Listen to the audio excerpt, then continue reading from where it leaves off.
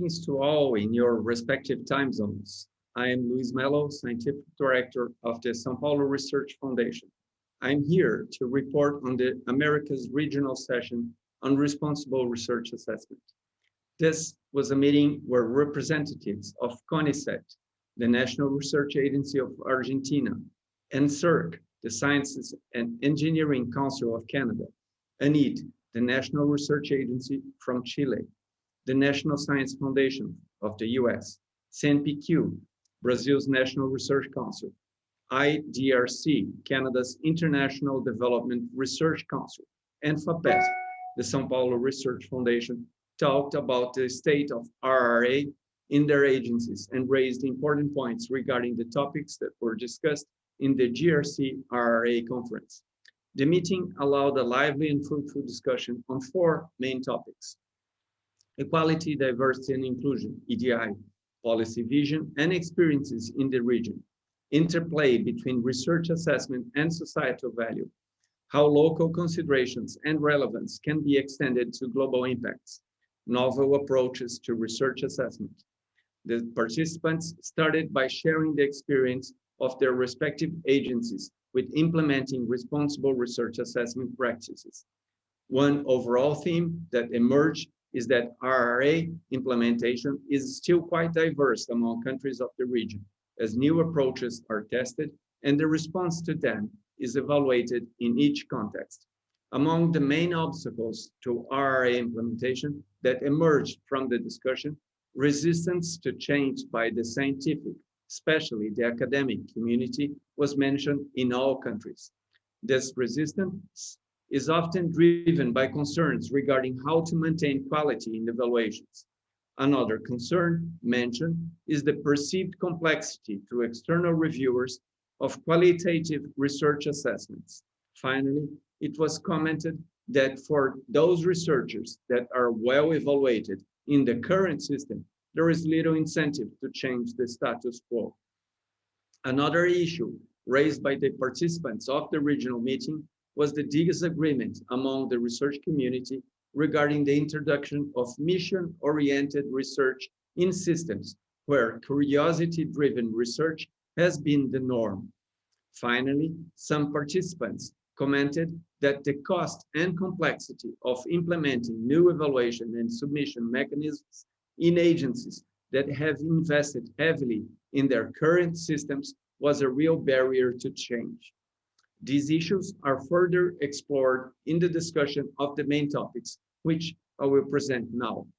Topic 1 concerned experiences on EDI in the Americas region.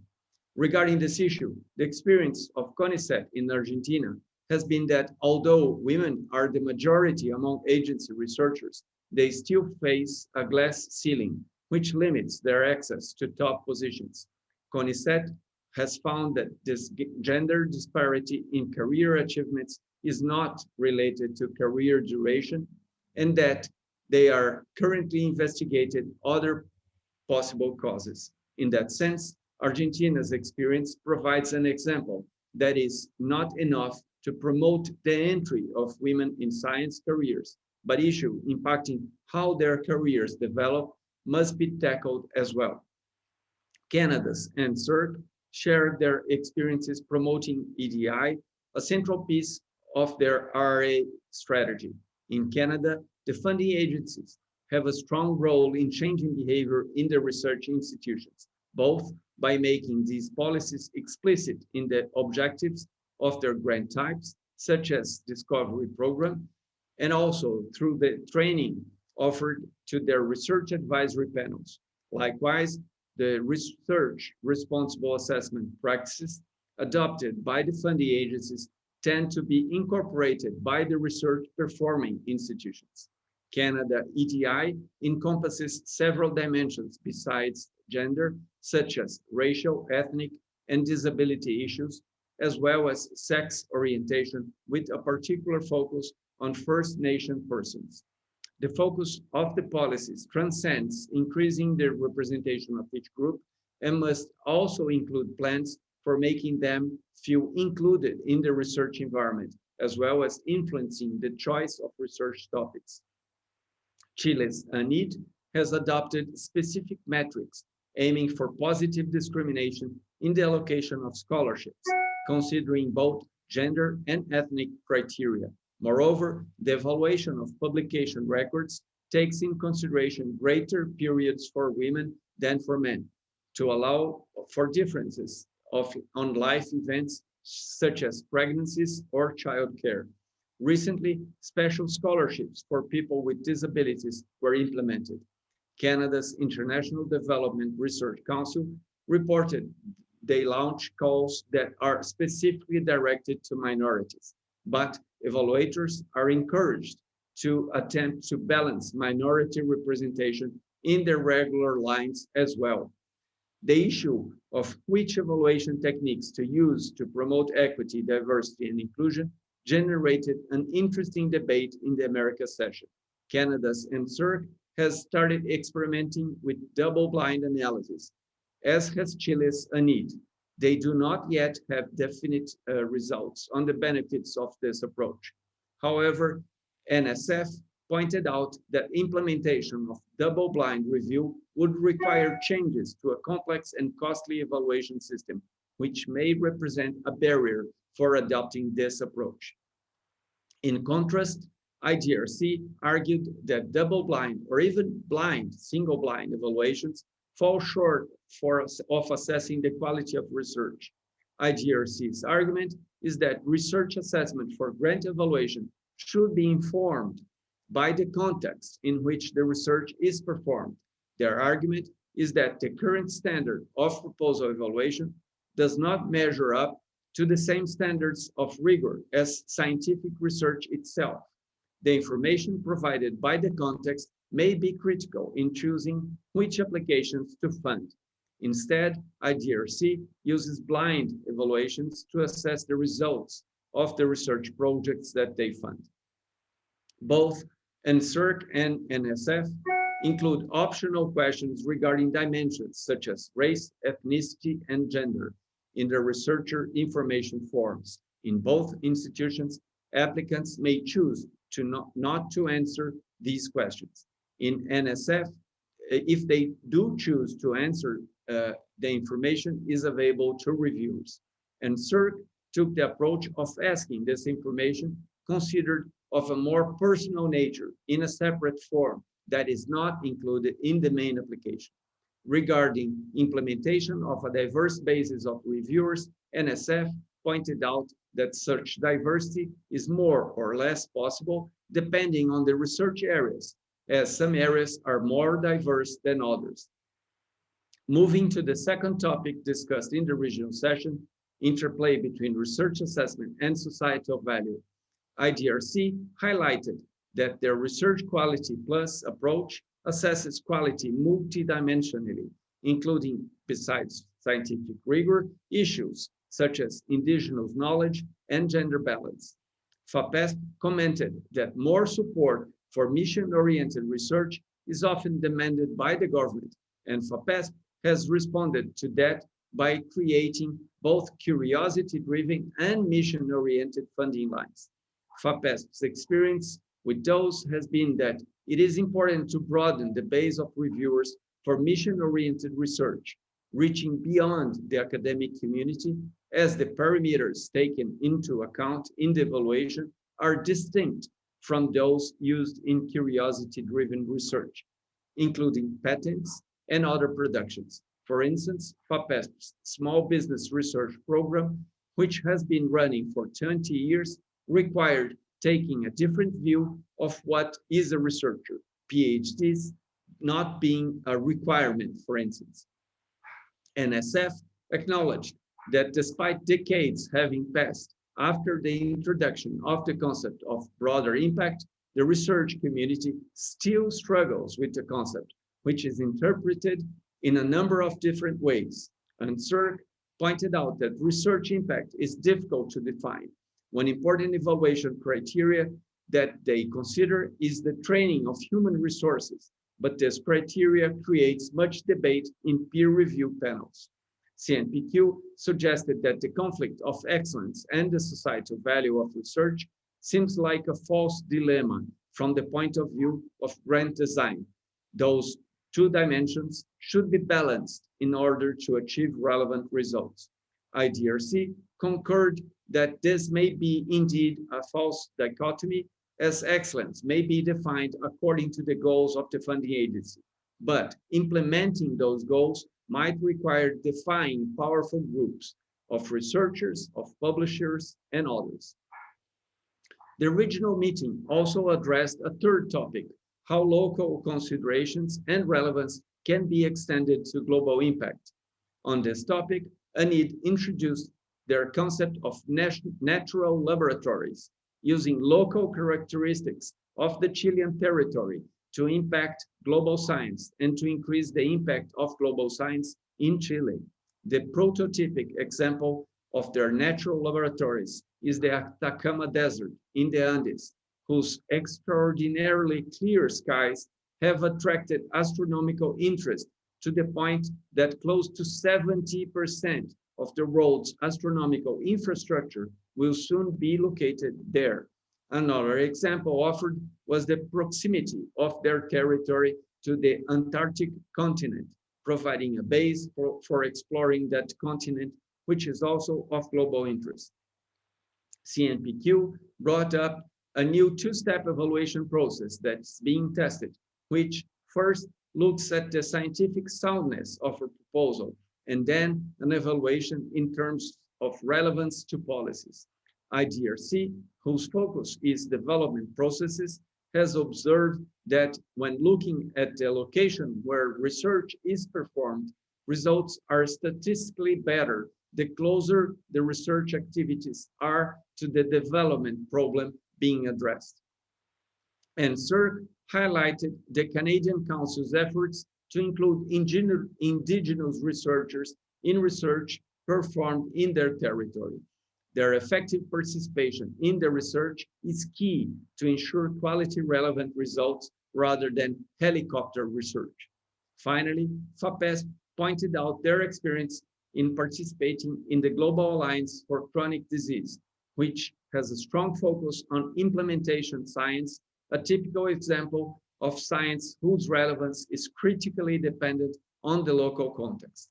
The fourth topic addressed by the regional meeting was novel approaches to research assessment, and this permeated the whole discussion. As previously mentioned, one topic that was repeatedly raised by most participants was the resistance of the research community to change. Although that resistance varied on the specific topic of debate, as well as in its intensity, it usually encompassed questions regarding how robust and reliable new paradigms are as compared to the standards that have been in use for the last decades. In that sense, Chile's ANID's experience may provide an example of how to handle these changes. ANID, the new National Science and Technology Agency that replaced CONICET, has reviewed many of its procedures and programs in response to a legislative mandate. One of these changes, importantly, is the introduction of blind assessment of the quality of the proposal. In order to implement its changes in procedure, ANID reviewed international evidence, set up framework for discussion of the changes, and then embarked on extensive local consultations with Chilean universities, research community, and international organizations. This process is still ongoing, and ANID believes that it is still has some way to go before they are able to design a roadmap for implementation. IDRC designed a novel method for managing and evaluating research applications in which the context of the research is a central consideration and which considers research quality as having 10 sub-dimensions. In particular, they argue that the use of the peer review system as the central feature of research assessment is a paradox, as peer review is essentially an opinion. For IDRC, research evaluation should incorporate multiple approaches, as does good science, and be based on empirical data. CONICET questioned the concept of excellence, and is even harder to define than research quality. In particular, standards used to define excellence often incorporate the international impact of research, but these same standards tend to score lower the research that has local, regional, or problem-solving perspective. As a result, it was pointed out that if quality is multidimensional, so should be this definition of excellence. The question of lottery allocation of funds to qualified research applications was raised for comments. The general feeling was that a lottery assessment would face great resistance from both the research community and the general public, as determining the best allocation of funds is perceived as a key funder's role. NSF pointed out, however, that their legal department did not view a lottery allocation as non-viable from a legal standpoint, as long as the rules for the assessment and allocation process were made clear to the applicants at the beginning of a call for proposals. Another novel approach discussed is the double-blind review, where neither the applicants knows the reviewer nor the reviewer has access to data identifying the applicant. None of the agencies present was yet able to present the results of experiments with double-blind review, but the Swiss National Science Foundation results were the object of much interest. In particular, the observation that double-blind review resulted in a higher number of applications by women, younger researchers, and involving user-inspired research. Finally, an interesting point raised by NSERC was that bilateral agreements are an excellent opportunity for an agency to evaluate a different research assessment method employed by a co-partner.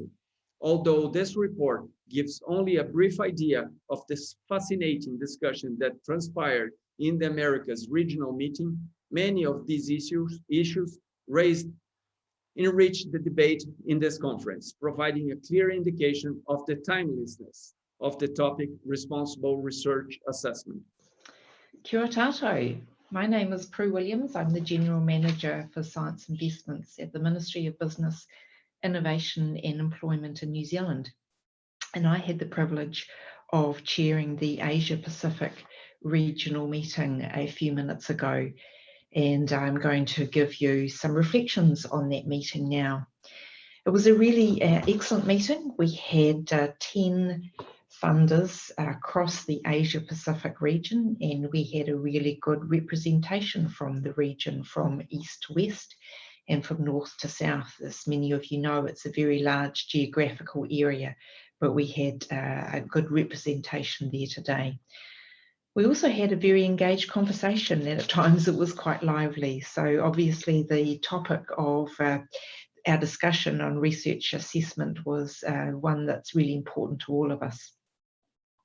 So we talked about what influences our research assessment processes and criteria.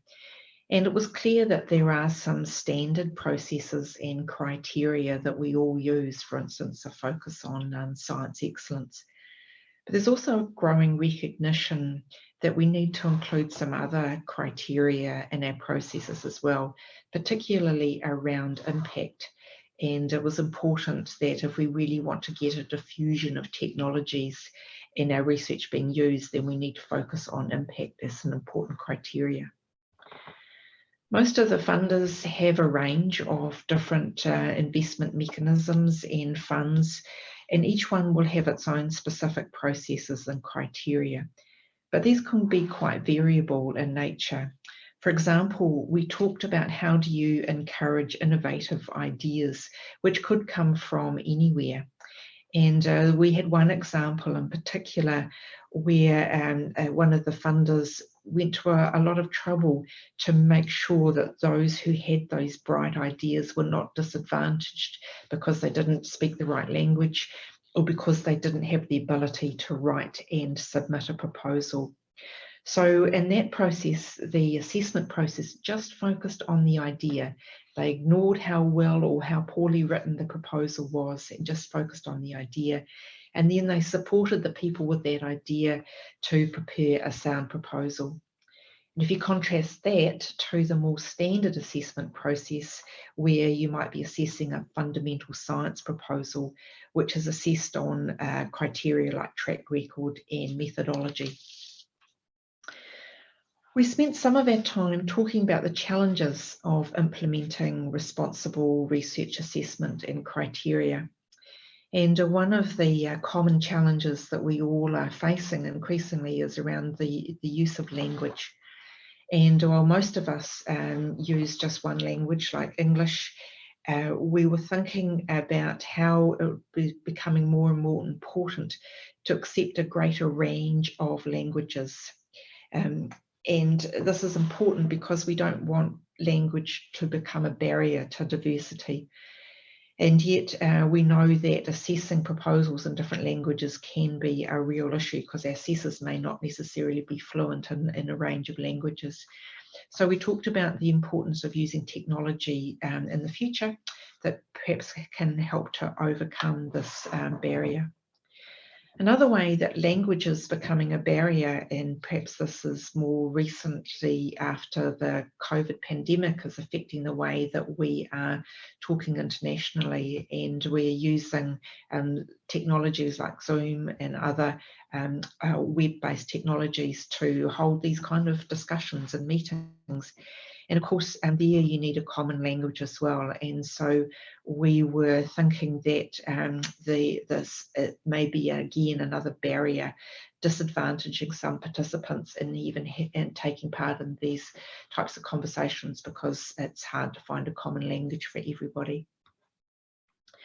Another challenge facing us was around equity. And each country has its own particular challenges around equity, diversity, and inclusivity, and it plays out in different ways. For some, the equity issues might be around geographical distribution of different people. For others, it might be around gender, or for other countries, it might be around ethnicity. And some funders have specific schemes which are specifically targeted at different groups to encourage their participation. But some funders also have schemes like making sure that some of the funding is going specifically to a target for, say, a particular gender or particular ethnic groups. So there are a number of different ways there that people are approaching equity. We also talked about the importance of encouraging early career researchers. And it was quite interesting how we all had a really common definition of an earlier career research. So someone who's about 7 to 8 years after their PhD. And we all agreed that we wanted to support these highly promising early career researchers. And a number of the funders had specific schemes which were aimed at supporting these early career researchers. Though we did note that having such schemes does cause some criticism from the more established researchers who are later in their career who aren't eligible for these schemes. A very sensitive issue for us as funders is providing feedback. There's quite a feeling amongst the funders in our discussion that giving feedback to proposals and to applicants is actually really hard, especially to do it in a constructive way. But there was also a strong desire to do so because we are under pressure from applicants to provide us feedback and answer that critical question, why didn't my proposal get funded? And we talked amongst ourselves about who gave feedback and who didn't, and there was quite a range. So some funders simply give a ranking of where the proposal fitted relative to others. Some of the funders gave feedback on some of the proposals, particularly those that were close to being funded. They didn't give feedback on those that had been successful or those that were very poor, but they did try to give feedback onto those who were in that middle area. And then some countries, and that includes New Zealand, we're giving feedback on all proposals. And for some, we're just basing this on the words that the assessors are using. It's a lot of work. I know it's a lot of work for our staff in giving that feedback, but it does help to build trust with the sector and with the applicants, and it's important for transparency. We talked a lot about the challenges of implementing responsible research assessment, but we didn't have very many solutions. One solution that we did talk about is the use of AI, artificial intelligence.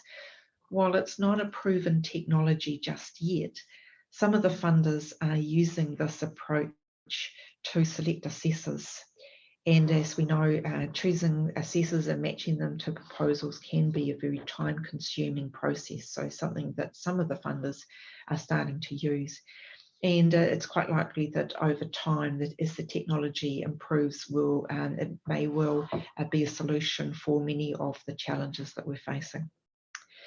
Another solution is getting researchers to partner with those that will use the research. So after all, if you want research to be used by groups of end users or stakeholders, then funding the research that they know they will want to use and are involved with will really help to make that happen.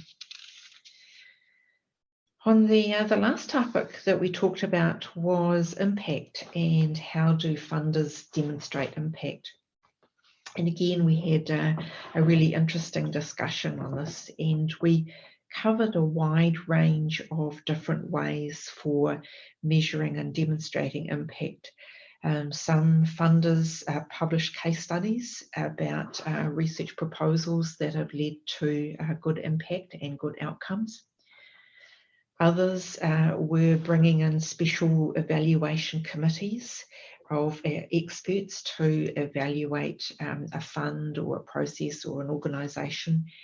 One of the critical things there that was evident if you're using that approach is to make sure that you're using international experts so that you're not being conflicted in the way that you are assessing your evaluations. However, some organisations were doing self-evaluations of their performance every year. Other funders talked about using benchmarks and benchmarking metrics like bibliometrics to measure their progress. And one funder talked about actually doing a follow-up 5 years after the project has ended. And they talked about in the future doing a similar process 10 years after the project had stopped. And when we asked them to share some information about this, we were told that they used a questionnaire that was sent out to the original applicant, and they were asked to talk about what the research was, what the impact was, talk about publications, any patents, commercialisation opportunities that came out of it. And this seemed to be a way of collecting some of that information, assessing that and answering that really critical question that's also hard for us to answer: is what is the impact of the research and what was achieved. So overall, we had a really good discussion in our group, a very fruitful and a very open and frank discussion. The participants, we were all keen to explore some of these topics further, and we are all looking forward to seeing how these conversations come together, hearing about the conversations from the other regional meetings, and looking forward to seeing some of the summary discussions in the future. So thank you. To the report of the European group.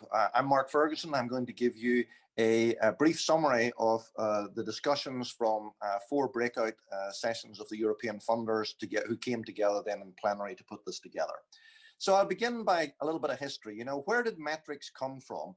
Well, if you look back historically, you know, the use of metrics was to overcome the old boy network. And I mean, that was very few women in science and people who knew each other. And that meant that people knew who was good and bad, but it also had other issues. So some more quantitative measures, initially, you know, the volume of publications, and then progressing into some assay of the quality of publications, such as journal standing or citation indices. And then we've come to a point where the surrogate has almost become the end point, where those things are driving the system. And all of us are now looking to see how we can keep a little bit of what we got, but also change it so that we've got a broader appreciation of how to assess researchers and their contribution to science. So that was the kind of backdrop to the discussions. Obviously, funders are only one of the actors in the system. Another really important actor in the system is the university appointment and promotion processes. And so those things need to sync because they're kind of important drivers.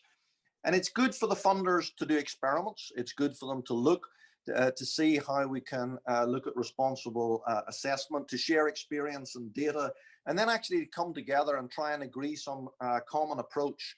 And in Europe, that will be quite important. I mean, Europe is a different region because of the European Commission and the role that that plays in funding in both national systems and in all of Europe. So we want to come together at a European level, but we'd also want to come together at a global level, and that's where the GRC has a really important role. Because if we can agree after doing some of this experimentation about some common objectives and methodology, that would be terrific for the research area. So in Europe, the European research area is an opportunity for us to come together. Clearly, within the funding regime, there are tensions between institutional funding versus project funding, and some funders do both. They fund both institutions and projects. And obviously, there's also the whole open science movement, the Plan S for open publication, and then open science data. So one thing that came up in the discussions was the survey from the European University Association about, CVs and content on how to assess people in universities. Again, an important actor. And their criteria included the journal impact factor and peer review, but also collaboration within academia, contribution to open access, collaboration with industry, and collaboration with the rest of society. And to that, you could add other stuff like mentoring and how you can bring other people along. So this is about a redefinition of excellence. It's about replacing a narrow definition of excellence, ab absurdum, the journal impact factor, with a broader definition of what we mean by excellence. And if you look at the funders, they kind of fall into roughly two extreme camps. So those who are quite conservative, and there are others who are kind of revolutionary. And we came to the view that we really wanted a collaboration or a coalition of those who are willing to reform, to kind of do experiments, to come up with different things, to compare practice, and then to think about a good way forward with balance within the system. Now, despite our best intentions, we all know that the measures such as impact factors will be used informally by reviewers, particularly by postal reviewers or ad hoc reviewers where you're doing a single review. I mean, the funder has a reasonable chance of influencing that at a panel by the careful selection of the panel, by making sure there's a good diverse panel in terms of gender, disciplines, different experiences, and so on, by carefully selecting the chair. But the ad hoc or the individual reviewer clearly needs to be looked at. There are ways in which that has been done in some of the universities. For example, in Ireland, people have converted the new language into the old language. What do I mean by that? They've made comments like, an issued European and US patent is valued by us as the same as two publications in Nature, for example. So there are different approaches to try to influence that. Good panels are really important. I've mentioned that earlier. And it's really in those panels about paying attention to what the individuals say and making sure that they own the decision and not going on averages. So we had quite a lot of discussion about, how panels could operate, and particularly how you could identify work that was at a breakthrough level. So of course, disciplines are different. For example, disciplines, some have a much longer time to impact in terms of citations. Mathematics, maybe about 8 years, compared to other things like some of the life sciences, which can be measured even in months. So that needs to be taken into account. Also needing to be taken into account are when you're working in an interdisciplinary area, and the experience is that reviewers tend to be very conservative, particularly if they feel uncomfortable, and they often feel uncomfortable in these interdisciplinary areas, and then they revert to a more conservative approach, particularly if funds are scarce. And the same thing applies to high-risk, high-gain research. If funds are scarce, people tend to revert to a more conservative review. And there are ways in which that can be addressed. We heard of very interesting experiments. We heard, for example, that Norway had introduced the criteria of boldness as an assessment criteria in an attempt to try to select some of those projects. We know that the Howard Hughes Institute, for example, looked for where there's a very big divergence between the reviewers, where one reviewer thinks it's fantastic and the other person thinks that it's actually rubbish, and they think those are very interesting proposals. And then we heard experience from Poland and the Czech Republic, where they have harnessed that and they do a staged review where they look for those extreme reviews, and then they ask those people to come into the third stage of the proposal, and very often they're successful. And then if you looked at the review, for example, of the European Research Council, where they go to look at the breakthrough things that they have funded, or whether they funded them or not, and they look after 2 years or 5 years or so on after the end of the project, what they find is that there is absolutely no correlation between where those projects stood on the fundable list, in other words, on the ranking on the fundable list, and their subsequent impact. And what that tells you is it tells you that the fundable projects are actually quite difficult to pin out in terms of the high risk, high gain. That's underpinned by work from Michael Lawler of the NIH in the US, who found the same thing when he reviewed the performance of their programs, where the peer review was very good in telling you what to fund, but the order in which the projects were ranked within the fundable list bore no resemblance, no correlation to the subsequent outcome. So then we had a good discussion about how that could be looked at. We heard about experiments with lotteries. The VW Foundation, for example, in Germany, funding the best proposals, discarding those that are not fundable, and then allocating those in the middle randomly by lottery. We heard from Austria in their 1,000 Ideas program, where again they reject the unfundable ones, but then they divide the fundable ones in two, and half of them they rank with a conventional panel and fund, and half of them they put into a lottery and fund, and then they're going to follow the outcomes. So I think that's an interesting observation. We then talked about how some of the best groups who were funded reach a peak.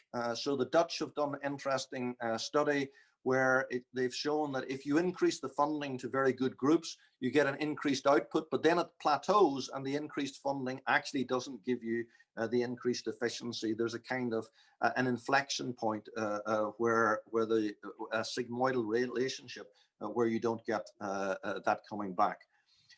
So looking then at the impact of funders, I mean, how do funders assess their own impact, and how do they assess what they're doing? We looked at a number of things there. We thought that it was quite interesting to ask the question, you know, what is the value of the funder? If you were just to take this money and allocate it straight to the university system, for example, without any funder, would you get the same or a different result than if you used the funder? Because clearly, if you got the same result, we shouldn't be doing that. You just inserted a whole pile of bureaucracy for nothing. So a number of countries, including Ireland and Norway and Holland and the Czech Republic and others, have looked to see at the citations of work that they fund by comparison with citations of the work that they don't fund. And they all show that there's a much higher citation rate of the work that's funded by competitive research funders than those who are getting the baseline funding. And they've also shown there's a much higher number in the high percentages of cited papers from the funders. So that at least suggests that the funders are making a difference. But of course, that's a slightly unfair comparison, because some of the baseline funding that goes into the universities is required to give you a kind of base from which you can move forward. It probably needs to have broader criteria than the project-based funding of funders. It may need to address things like geography and place, and that's becoming increasingly important in countries like the UK and others. So you know, institutional funding and project-based funding may have some different assessments. That discussion then progressed to have a look, for example, if we were developing DORA compliant CVs, if we were having a broader assessment of research, if we were pushing open science, which we all are, and open publication, then what's the difference between encouraging people to do that, sending signals through the system, which is what we're tending to do at the moment, versus enforcing compliance? I mean, are funders really going to look at enforcing compliance? Good afternoon. This is Anas Alfaris, the GRC Governing Board member of the MENA region. As a host of the closed MENA regional session on responsible research assessment, or RRA, I would like to thank thank you for giving me the opportunity and to reflect on the outcomes of the closed MENA regional session on responsible research assessment. It took place today for almost over 2.5 hours, almost 3 hours and we've had some successful deliberations among our distinguished representatives from 5 key national funding organizations in the region. They included the King Abdulaziz City for Science and Technology, or CAXT, from Saudi Arabia. It also included the Academy of Scientific Research and Technology, ASRT of Egypt. It also included the Research Council and now in their new formulation as part of the Ministry of Higher Education and Research of Oman, as a Foundation for the Advancement of Sciences, or KFAS, and last but not least, the Qatar National Research Fund, or QNRF. In this regard, I'd like to thank the organizers of the session, of course, the GRC and UKRI and the NRF of South Africa. Many thanks are also extended to our distinguished colleagues from the funding organizations in the region for their time and efforts to enrich this discussion. In the context of the RRA conference discussion themes, the closed MENA region session focused its discussions on regional considerations and sensitivities in responsible research assessment criteria and processes. Throughout this session, representatives from the funding organizations in the region fruitfully shared their experiences. They've exchanged their views and expertise about the responsible research assessment throughout different sessions we've had. We've had 3 main sessions. These sessions included one on the current drivers which impact research assessment criteria and processes. Second, the challenges of implementing responsible research assessment criteria and processes. And third, and finally, on the medium and long-term actions which funders could take to directly or indirectly support responsible research assessment criteria and practices in their own funding organizations. Accordingly, the following comments are some of those outcomes. They will be delivered by my colleague, Dr. Malak Al-Thaqafi, who's been frankly amazing today, trying to comprise the different thoughts that have emerged through the different sessions. I'll have her help in delivering the main reflections on the session. I'll switch her as a speaker.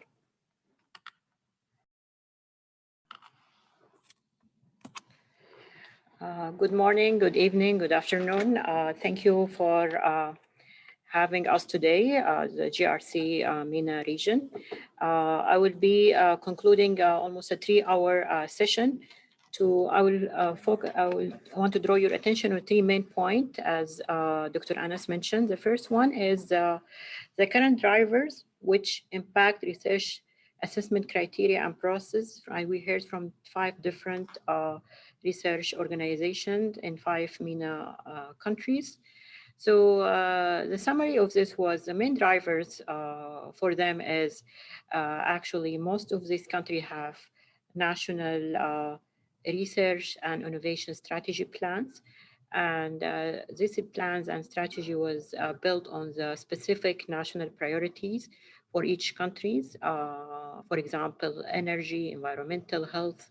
So this was the main driver. The second driver is to ensure capacity building, especially for the young researchers and also for women. and to increase the number of researchers and also the quality of these researchers. The third one is to have an impact. So this is the most important driver, to have impact, either a social impact or economic impact. The fourth one is to focus on merit, novelty, and innovation of what research topic the funders are wanted to fund. Fifth is focusing on funding projects that are relevant to national development. Many of them trying to switch from, for example, oil-based economy to more knowledge-based economy. Last but not least is the market pull approach that many countries are taking now, trying to involve more the private sectors and need from it, and try to address this market needs through research, different research project and impact. Stakeholders in many countries included funders themselves, were mainly most of the country depend on the governmental funding agency, research performers, researchers, individual researchers in institutes, university, private and public, etc. Publishers and other knowledge-based disseminating platform. Public and private sectors. Private sectors came in as an important missing player in the MENA region in contributing to research. And lastly, the NGOs also starting to play a role in many of these organizations on policymakers. So this was the conclusion from the first question. The second one is the challenges of implementing responsible research assessment criteria and processes. So this was a very long discussion, but again, we saw common themes across different countries. One very important point came as actually the lack of consensus on the definition of nor criteria nor processes for RRA in different countries. So this is what's very important to agree on. So we make sure we are moving in one direction and right direction. The second very important one came to the bureaucracy associated with updating these regulatory frameworks, incentivizing people or changing the roles, the laws to retain the talents. And then a very important challenge came with the lack of funding or limited resources and lack of sustainability of funding, because most of the research funding come from governmental funds and almost complete absence from private sector involvement in the funding process. One important issue came is the lack of appreciation or trust in the local researcher. This also came as an issue. Another challenge is also came is the research impact. It's very difficult to demonstrate the impact of the investment on research, especially when it comes to basic research. And hence, it's become very difficult to get more funding from the funding organization. So research impact is hard to demonstrate in efficient ways. Also, because of the diversity of different fields in these countries. So assessing the different fields is also challenging, and giving the diversity of R&D and culture aspect in different countries, and taking account in this established infrastructure and human capital that can conduct this kind of research. And one last remark was at this point is the retention of RDI staff and trying lack of stakeholding culture and scarcity of research staff, assistant, especially research assistants and others. Another issue came is there is very difficulty to show that, or what we call it, the death valley, where research got stuck in only the research scientific publication, and it does not necessarily transfer to development or prototyping or eventually to commercializations. So this was a common theme across different countries. I will move to the third question, which was the medium and long-term action which funders could take directly and indirectly to support responsible research assessment, criteria and practices in Euro-funded organizations. So as it was mentioned, we heard from 5 different groups. So many of them try addressing their challenges by taking some innovative approach according to the country need, or benchmarking on a different global practices. So I will tell you some of the action we've been hearing. So one of the important criteria to address one of the first challenging is to update the criteria and processes to demonstrate the RRA relevance within the national context to align this with the national context. And then the second one is to overcome this bureaucracy, to have a fast track regulatory updates and or delegate authority to research funders to amend RRA practices as they see fit for the cause. Another action plan is to try to engage different stakeholders from the beginning of the process until the end and make them part of this process along the journey. Another action plan was to adopt aggressive and consistent approach to demonstrate impact through impact studies or other tools, and use some of impact demonstration method by to show the benefit of doing research. Other thing is to develop tools to assess the diversity in the research research projects, especially for inclusion for women and youth. Also gives the less mature field some consideration while we performing the evaluation. Encourage bilateral collaboration between countries, industries, encourage co-funding and one block funding and joint funding. Also assess the potential of the project, of any project before to fund, and to try to build a forecasting strategy to predict the impact of this research on the economy or on the country. And I just want to touch on few issues that been very specific to challenging on ADI and the solution. So while many of the country in MENA region, they don't see it as a problem to having to have females or a young researcher. There is no specific rules, but however, some countries do understand there is some lack of diversity, specifically in mathematics, engineering, and material sciences. So they develop their local program, postdoc training programs for women. And also they understand the importance of building capacity by building a training program for youth starting from elementary school or high schools, and also for college student. Another thing was to build program to help to enhance research skills, and also to facilitate involvement of movement by taking consideration their some of the physiological gaps during their research career. And again, one of the very interesting program we heard, there is a focus in some countries to look at development part by trying to encourage more females to be in research accelerator or incubators, trying to push more for knowledge-based economy by building more small and medium enterprises that owned by females. Finally, we touch on some of the tools we can use it to demonstrate impact. So as many countries said, it can be easy to demonstrate its impact, especially in building capacity.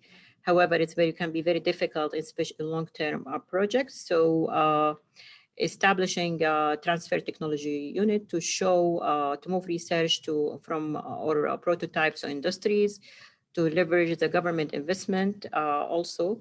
For example, a project to promote use of solar energy, as was mentioned by one, in the residential and commercial sector, that been showed the importance of investment in this field, specifically solar energy, and how it can impact the society. Also trying to adopt some of the modules like system dynamics or other modules, try to show the important impact of this, some of the research area for long-term and how it's important to invest on them for long-term outcomes. With this, I will end. I will hand over the mic to Dr. Anas Al-Faris. Thank you very much.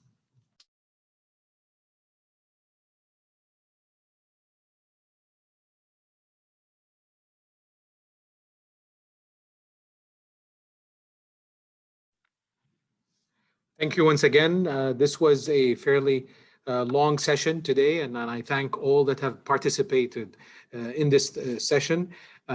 With that, we conclude our fairly long workshop for the day. Thank you so much. Take care.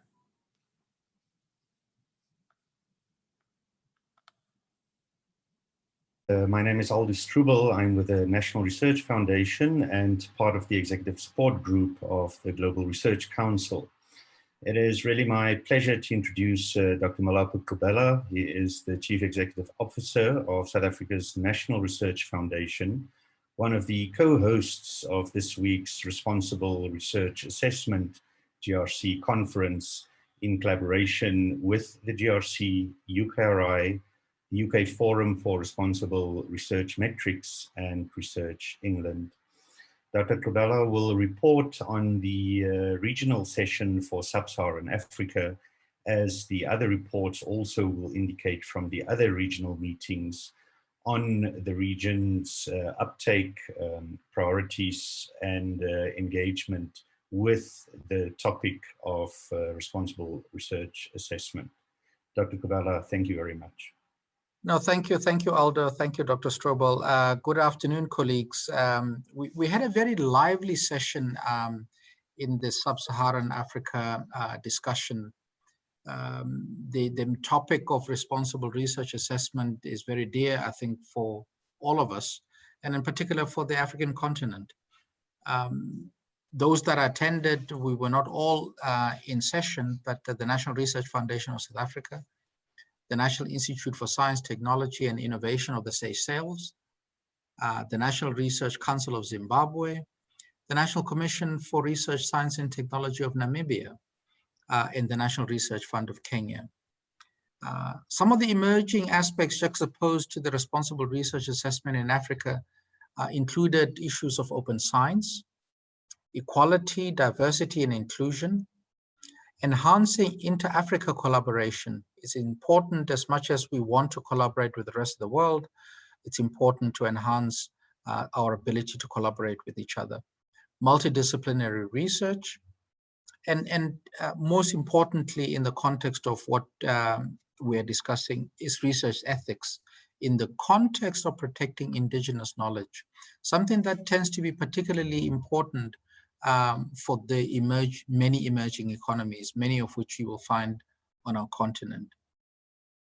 Some of the key discussion points during the meeting included reflecting on a catalytic role for Science Granting Council's initiative in Sub-Saharan Africa, an initiative that has been going for some time, and how the initiative is supporting the development of funding agencies in Africa and providing a platform for deeper learning and sharing, and how we use that in a manner that is consistent with our discussions at the GRC and being a catalytic role player to enhance and improve the quality of research on our continent. Secondly, we reflected on the importance of considering context.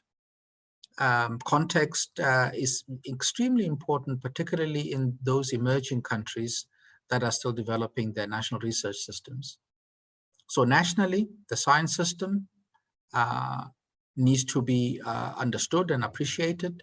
The stage of development of the funding agency and its processes, proxies for excellence, the size and shape of the research system, including the researchers and the research performing organizations.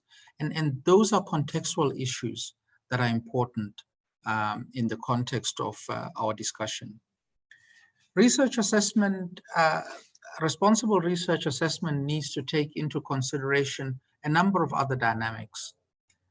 One of them, and I think this is not particular to the continent, but the issue of quality of the standing of the researcher. And not just merely in terms of the research output and research publications and research publication impact, but also the engagement of the researcher with their postgraduate students. Because on the African continent, it is as important to generate new knowledge as it is to develop the next generation of knowledge workers. The fourth area was dealing with unconscious bias, especially in the context of equality, diversity, and inclusion. And this will require each funding agency to identify the risks of exclusion and then put appropriate processes in our assessment systems to mitigate against these risks. This is a matter that is not unique to the continent, but I believe that we would be in a position to share with the rest of the world how we see the challenging matter of how we deal with unconscious bias in the context of our work. Responsible research assessment processes must also be guided by transparency. Any funding agency that that wishes to gain legitimacy in its processes, in the eyes of those that are receiving funding from it, needs to ensure that they are transparent, and therefore these processes must be guided by transparency. Penultimately, we reflected on the issue of open science, and then we indicated that open science is endorsed as an important emerging aspect for funders. However, there needs to be a system-wide approach in adopting this notion, contextualized in a national regulatory system.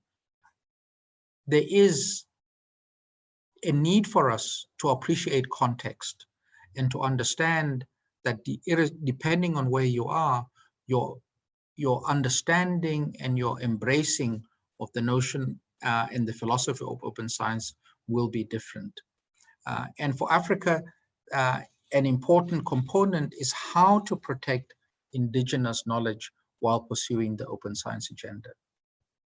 Lastly, we reflected on the importance of balancing between research regulation for international researchers, safeguarding indigenous knowledge, and enhancing inter-African collaboration while enabling a vibrant research culture. It is important for us to be open to engagement with the rest of the world. However, it is also important that that engagement with the rest of the world also develops not just our science system, but also our economy. And how we manage to find that harmonious balance, I think, is an important aspect that we reflected on. Lastly, colleagues, we reflected on the actions to strengthen responsible research assessment in the region. And we indicated that we would wish to have a system approach rather than what I would sometimes may call a shotgun approach. A system approach is needed, and therefore policy coherence is important, both at country level, but also at regional level. Funding agencies cannot make decisions alone outside of a policy environment. Given the nature of the science system in our region, it is still nascent, it is still growing. We do want to ensure that there is complementarity of our policies in the region, and most importantly, that there is a robust policy and an enabling policy environment within our respective countries. We also indicated the need to strengthen the capacities of additional institutions in the system to enable and to be able to undertake and embrace responsible research assessment internally, i.e. our universities. We need to be appreciative that they themselves need to be able to embrace this notion that we are putting on the table, so that the funder is not engaging on this matter alone. The performing institutions are absolutely critical to enable us to achieve our intended objective. And then lastly, funders really have to engage the researchers and the wider system to listen and hear their views on responsible research assessment before embarking on any significant change. It's important for us not just to be accountable, but we need to be responsive, understanding, and realize that we will only succeed if we work with others. I thank you.